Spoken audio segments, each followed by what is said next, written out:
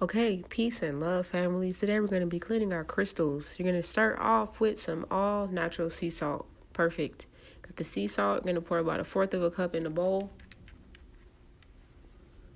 Sea salt is pH balancing and electron stabilizing, so it's really important for this. Take a look. Not too much sea salt. Next up, we're going to add our healing crystals. I love healing crystals. They are a staple in my everyday life. Oh my gosh, I love these.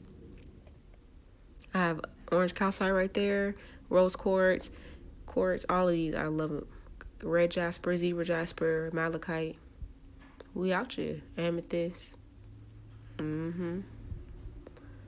That big old quartz right there, I got from the top of Kennesaw Mountain when I went hiking with my fiance one time. I'll never lose that one. It's so powerful. Mind you, all of these crystals are programmed with 432 hertz frequency.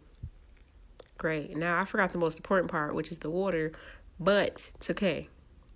We're finna get the water. Give me 2 seconds. Got the water. Okay, now we're going to pour it in the bowl, and you want to submerge the crystals in water. Alkaline water is preferred, but spring water, any other water is fine. Remember, water is enemy to no one. Now we're going to go ahead and light the sage, cleanse the aura in the room, get rid of any germs, any negativity, any confusion. We want clarity, we want truth, we want love in these crystals, so we're going to program that.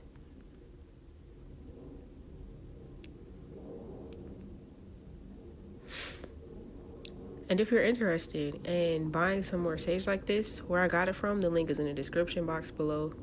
If you're interested in the chakra serum that's right there, that is in the description box as well. That comes from 432 Hertz Spirit Supplies.